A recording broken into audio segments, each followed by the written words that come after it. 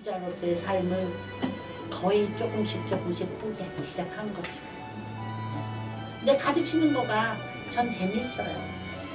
애들이 뭐 하나 이렇게 점점 좋아지는 걸 보면 너무 좋고, 무대에서 기가 막힌 연주를 했을 때 내가 잘했던 거 하고 비교 못해요. 너무 행복하고 그 희열은 말할 수 없고, 그러니까 내 연주는 점점 포기를 했지만 우리 애들이 잘해줄 때 그 정말 행복해.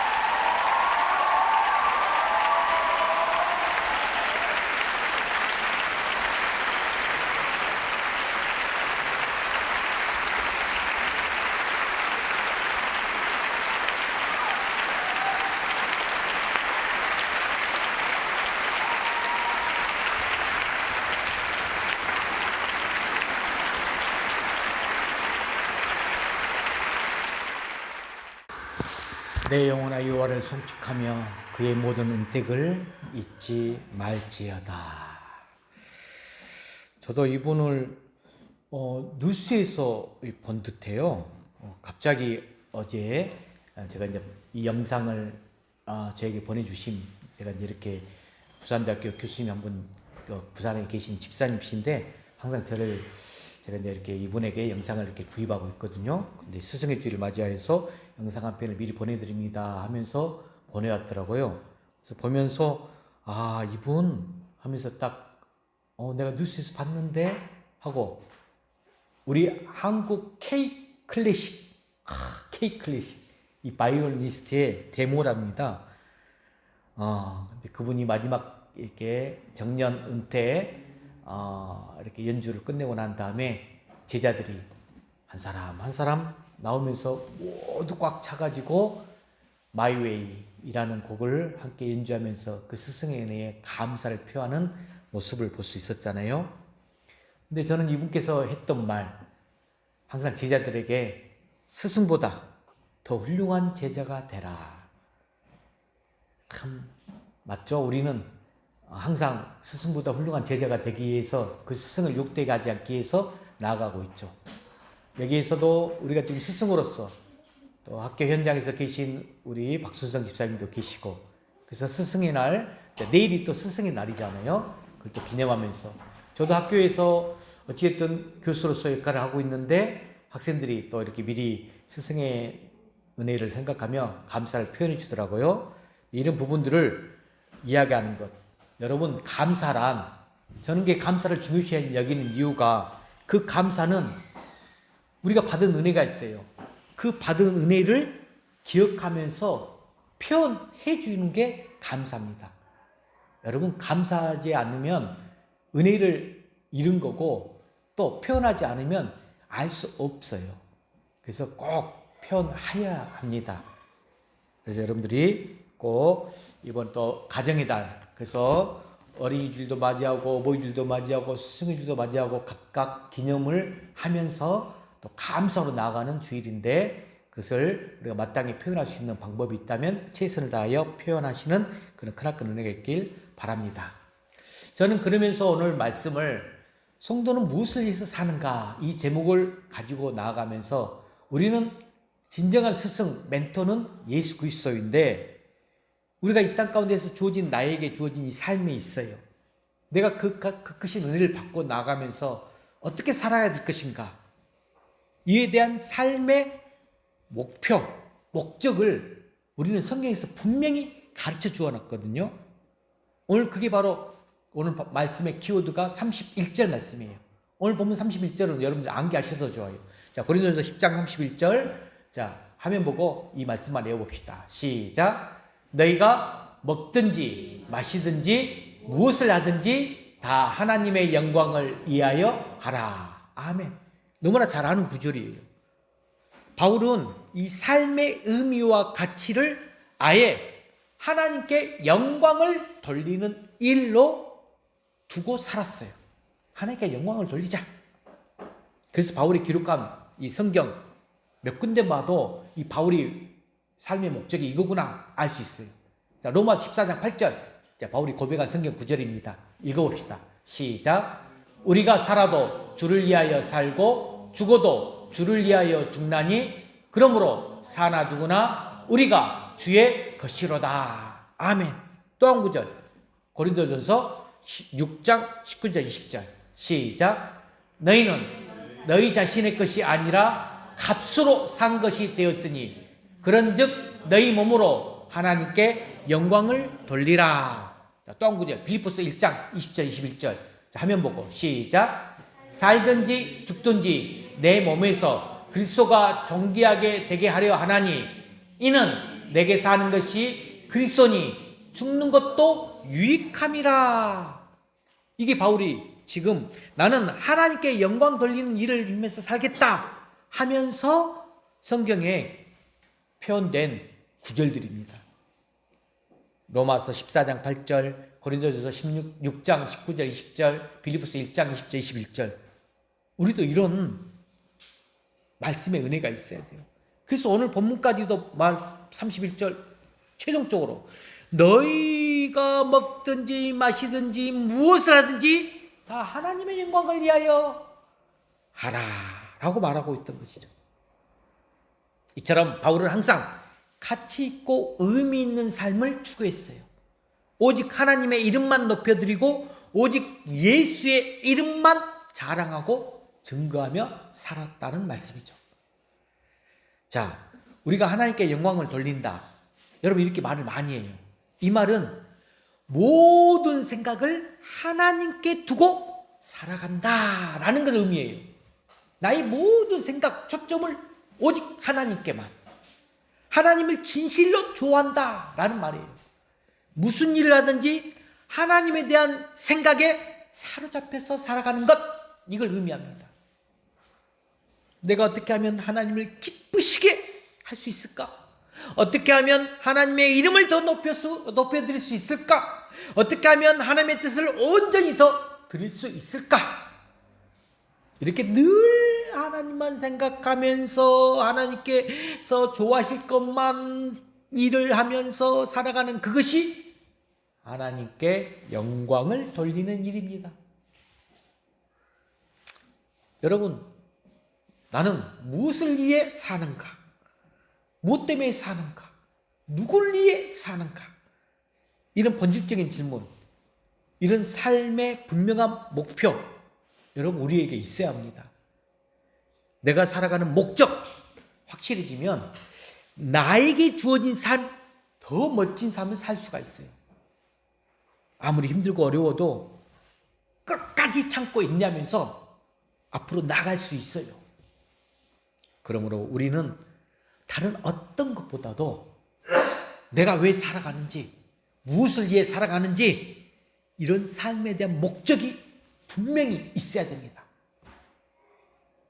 오늘 이 시간 그걸 꼭 다시 회복하시기 바랍니다. 이것을 바울이 고린도 교회 성도들에게 보내는 편지에서 오늘 몇 가지로 분명하게 설명하고 있어요.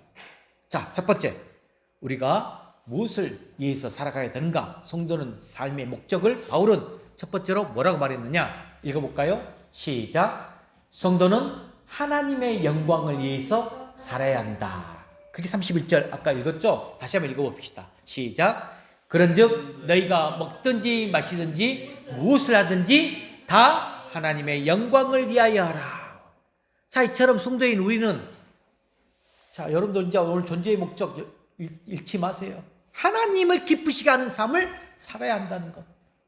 죄와 허물로 죽었던 우리를 살리시기 위해서 독생자 예수님을 세상에 보내 십자가에 달려 죽게 하심으로 우리를 구원해 주신 하나님께 영광을 돌리도록 지음을 받은 우리는 존재다.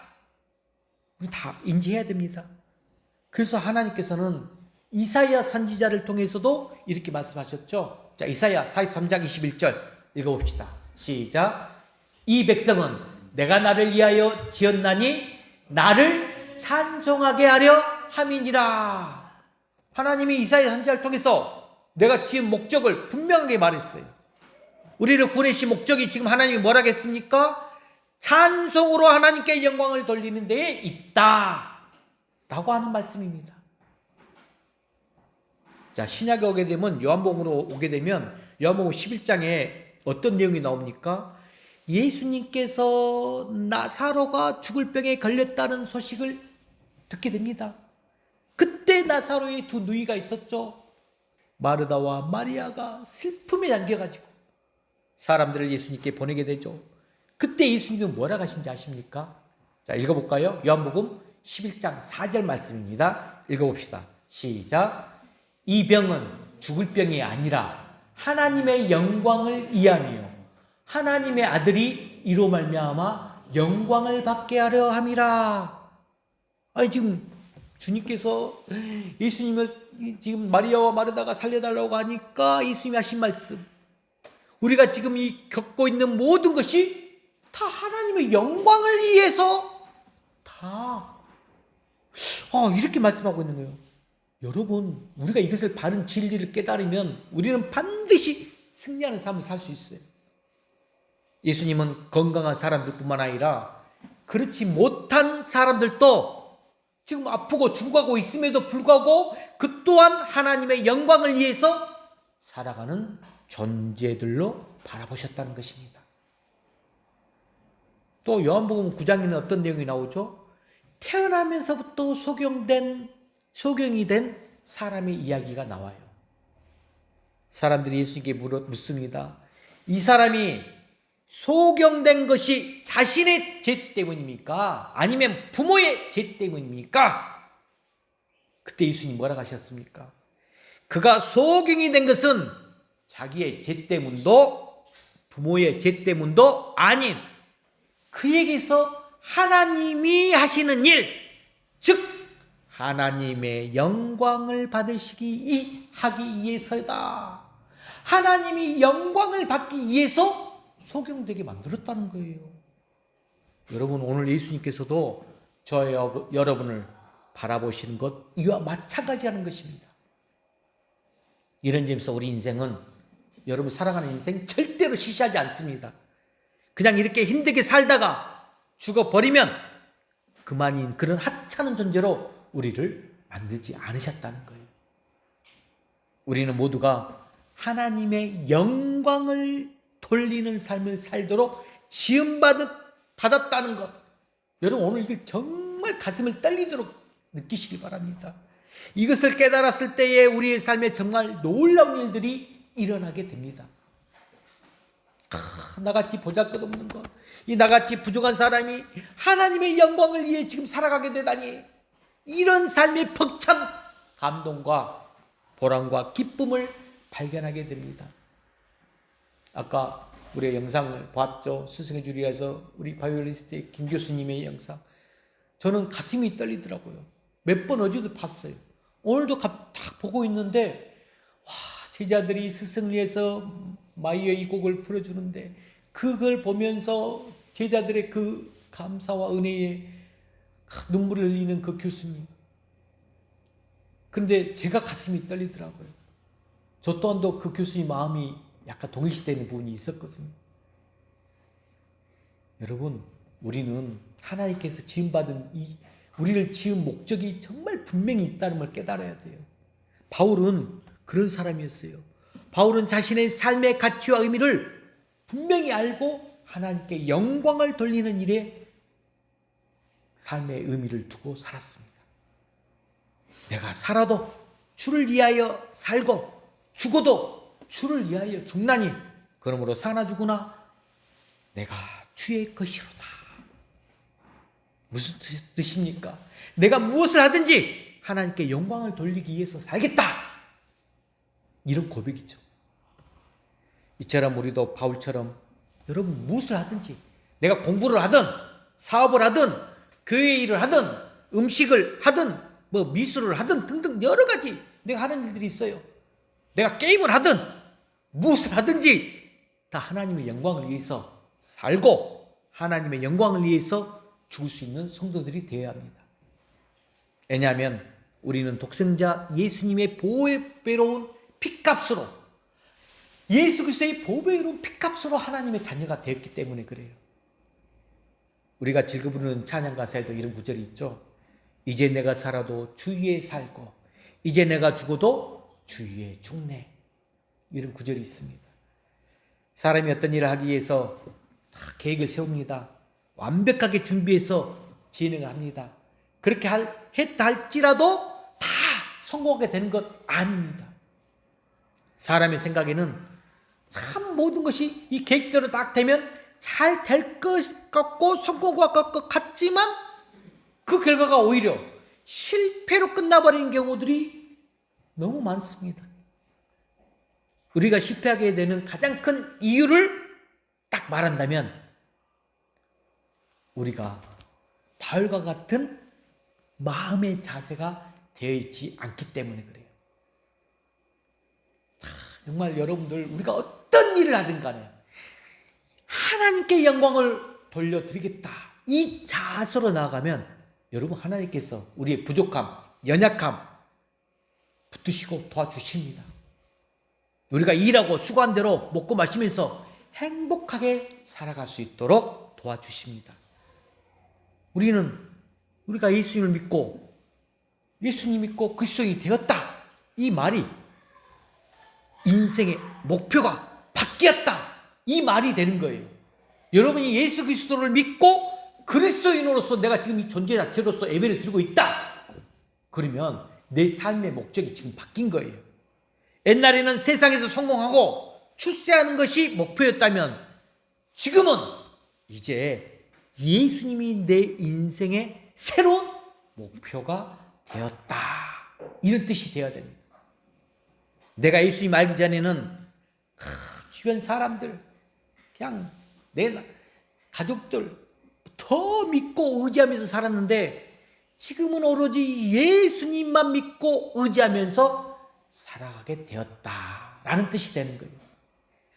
자, 그래서 바울의 한 고백, 빌립보서 1장 20절, 21절 너무나 잘 알고 구절이죠. 읽어봅시다. 시작. 살든지 죽든지 내 몸에서 그리스도가 존귀하게 되게 하려 하나니 이는 내게 사는 것이 그리스도니 죽는 것도 유익함이라. 참 바울은 진정 정말 하나님께 영광 올려드리는 이 자세가 남다른 것 같아요. 여러분, 화가가 좋은 그림을 그리려면 모델이 좋아야 돼요. 풍경도 잘 선택해야 돼요. 우리 인생도 마찬가지예요.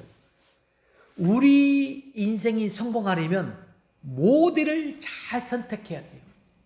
실패한 사람을 인생의 모델로 삼고 성공을 바란다? 미래가 없는 모델을 바라보면서 미래를 꿈꾼다? 만약 그렇다면 그처럼 어리석은 일이 어디에 있겠습니까?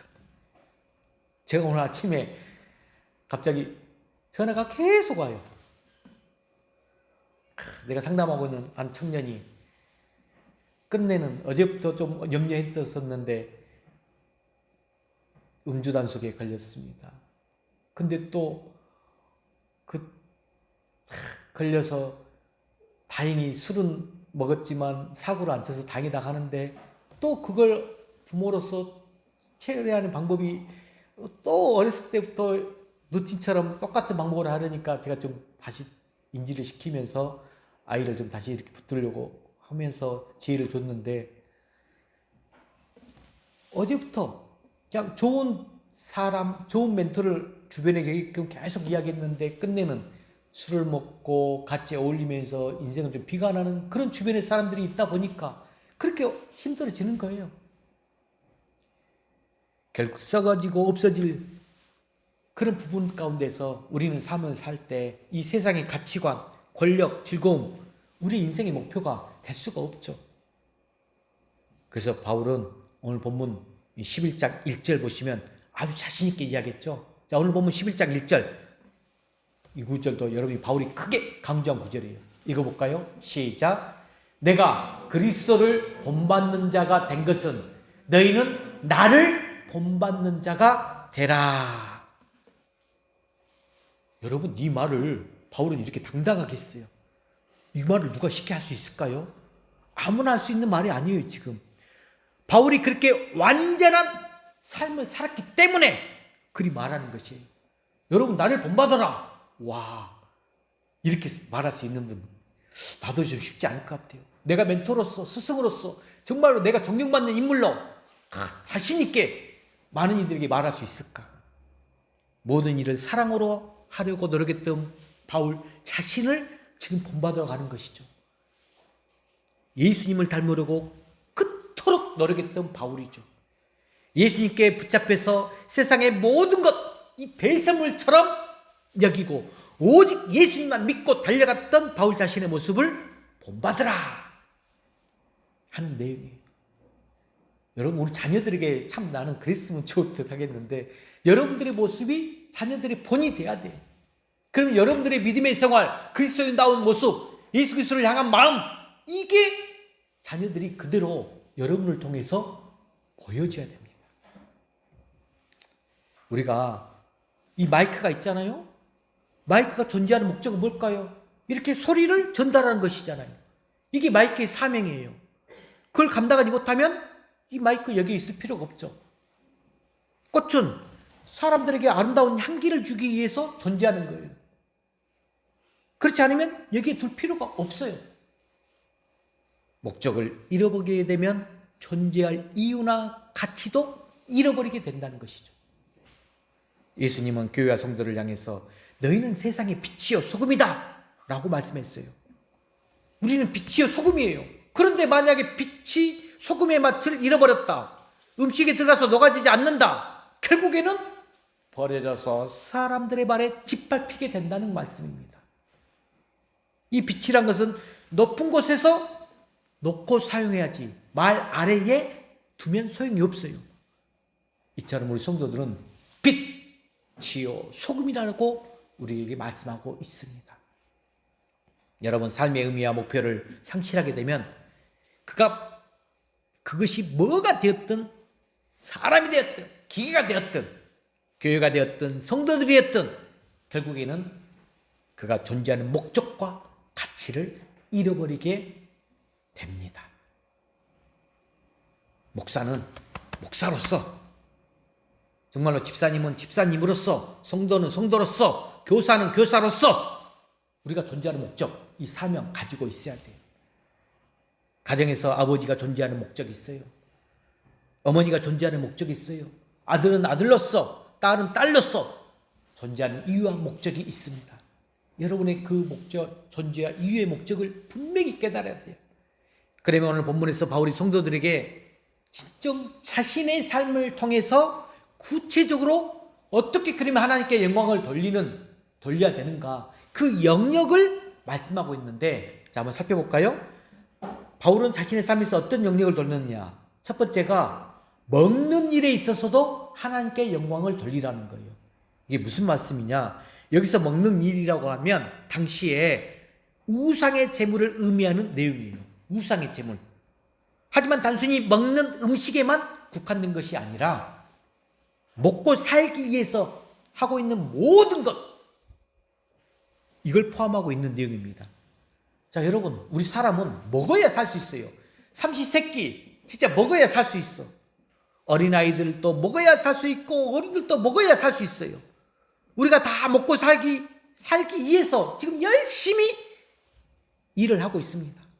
무슨 일을 되었든지 항상 최선을 다해야 하고 있습니다.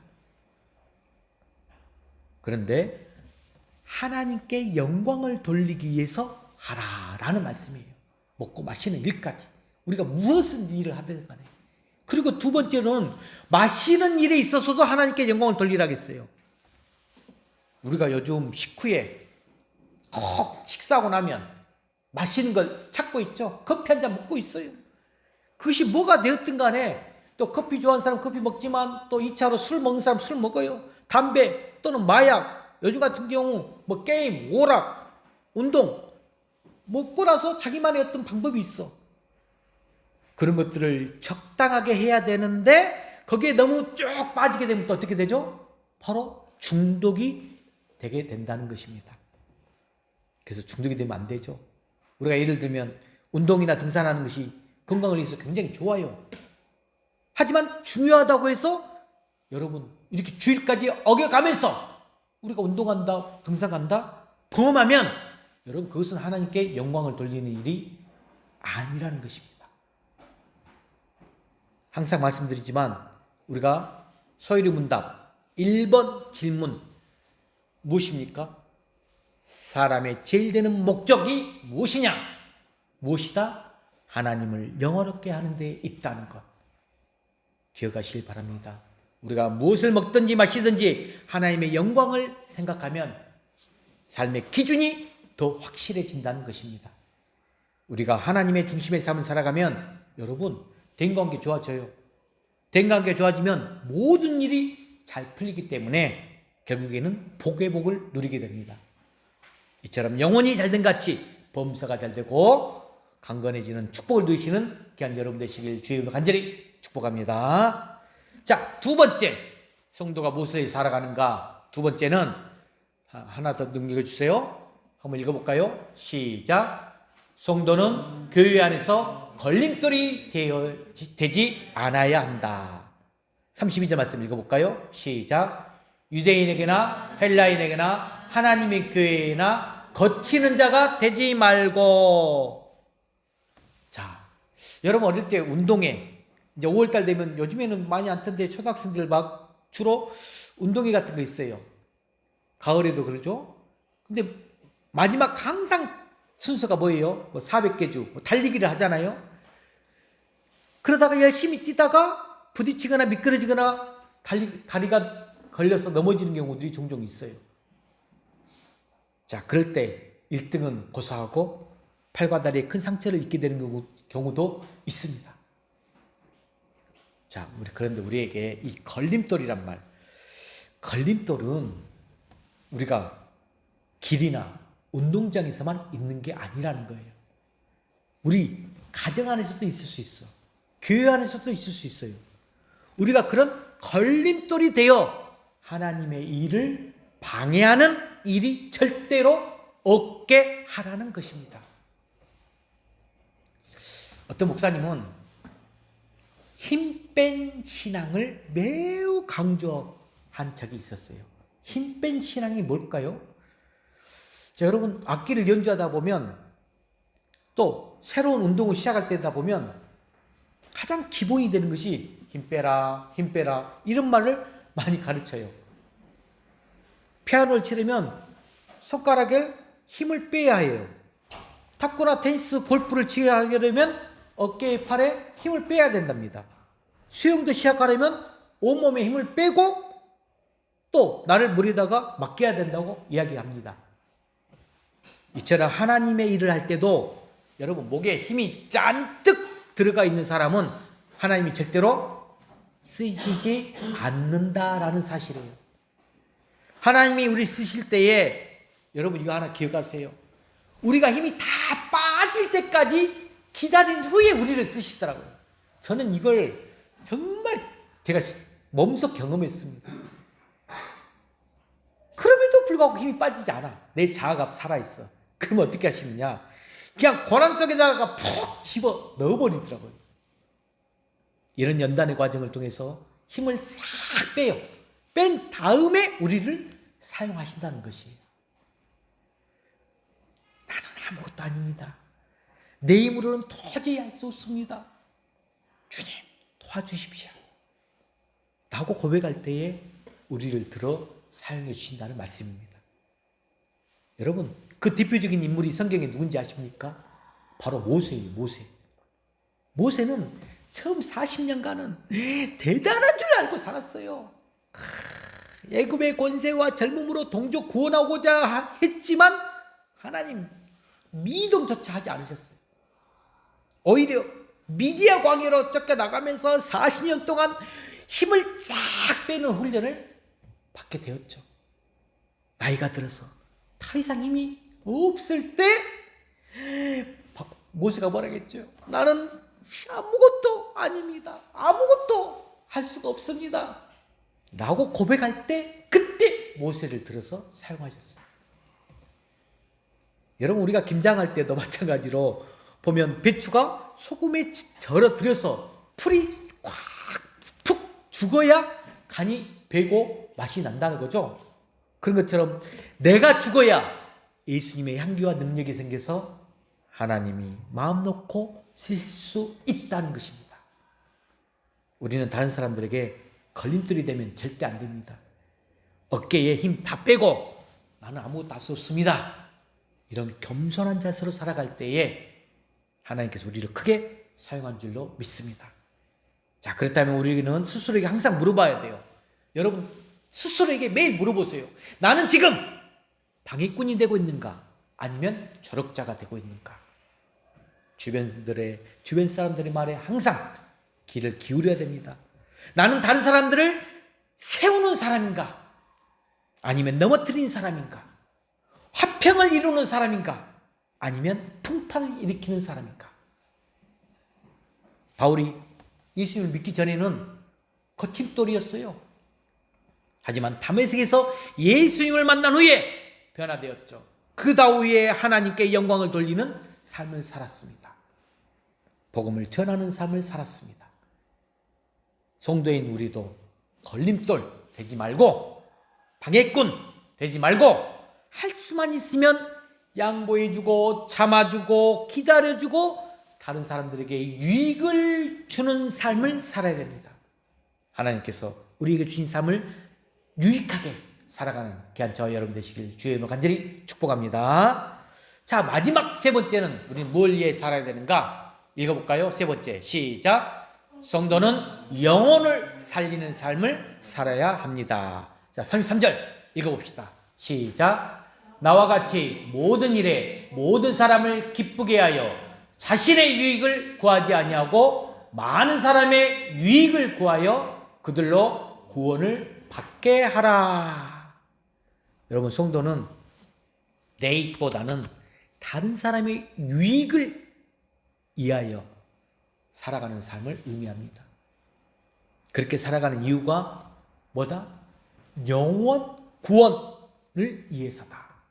여러분, 정말로 1년에 한 명 전도하자. 평생 한 명도 전도하지 못한 채 주님 곁에 가서 여러분 뭐라고 말할 것 같아요?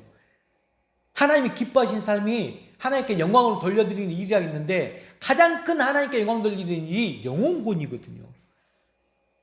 그게 진짜 사랑이에요. 여러분, 우리가 무엇으로 사람을 세우고 무엇으로 사람을 무너지게 하는지 아십니까? 여러분, 우리는 내 이 말을 통해서 그래요. 내가 무심코 던진 말 한마디가 격려와 위로와 힘을 주기도 하지만 반대로 이 상처를 안겨줄 때가 너무 많아요. 요즘에는 뭐 전화국이 별 역할이 없는데 예전에는 전화국에서 사람들이 어떤 말을 가장 많이 사용하는가 한번 조사해 봤대요.